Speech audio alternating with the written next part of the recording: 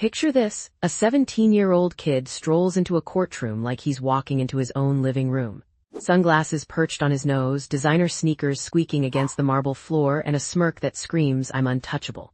This isn't just any teenager facing charges, this is someone who genuinely believes the rules don't apply to him. Meet Jake Morrison, a kid from an affluent suburb who's about to learn the hardest lesson of his young life.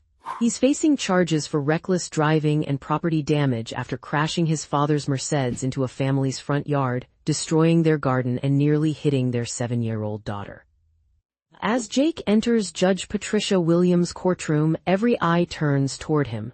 The bailiff, a veteran officer named Rodriguez, has seen thousands of defendants walk through these doors, but Jake's entrance is different. Most kids his age shuffle in nervously, heads down, clearly intimidated by the gravity of the situation. Not Jake.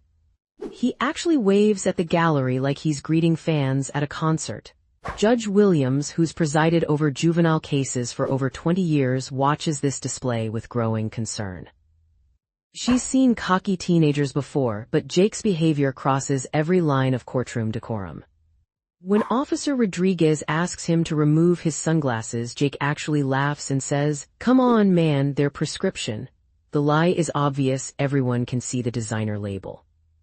The proceedings begin, and Jake's behavior becomes increasingly outrageous.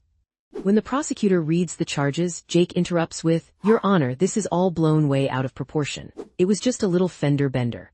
The prosecutor clarifies that Jake drove through a residential neighborhood at 60 miles per hour in a 25-mile-per-hour zone, jumped a curb, and destroyed thousands of dollars worth of landscaping. Jake shrugs, "My dad's insurance will cover it, what's the big deal?"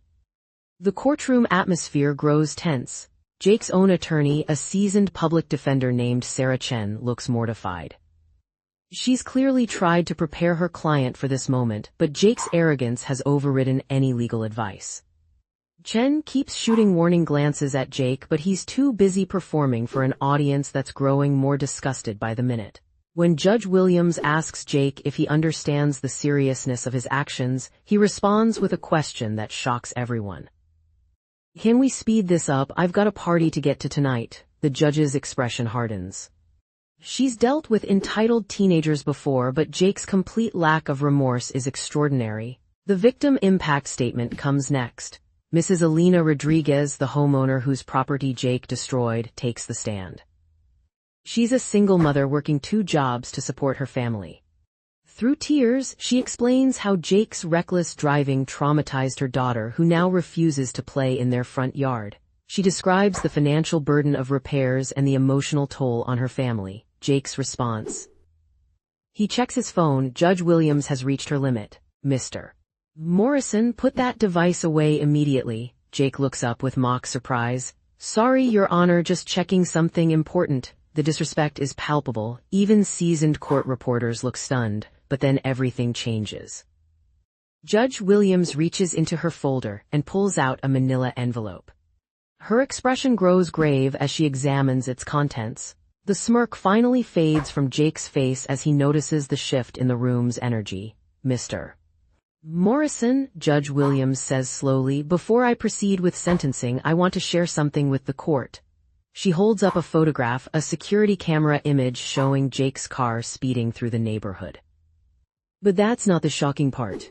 The timestamp reveals Jake was driving at the exact moment he was supposed to be visiting his dying grandmother in the hospital.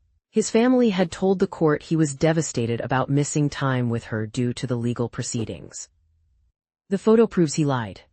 Instead of being at his grandmother's bedside during her final hours, Jake was joyriding and endangering lives. The courtroom falls silent. Jake's face drains of color. His attorney closes her eyes in defeat. Even Jake's parents, sitting in the gallery, look devastated by this revelation. Judge Williams continues, "Your grandmother passed away that evening, Mr. Morrison. While she was asking for you, you were terrorizing a neighborhood." The weight of his choices crashes down on Jake like a tidal wave. His arrogance crumbles, replaced by the crushing realization of what his selfishness has cost him.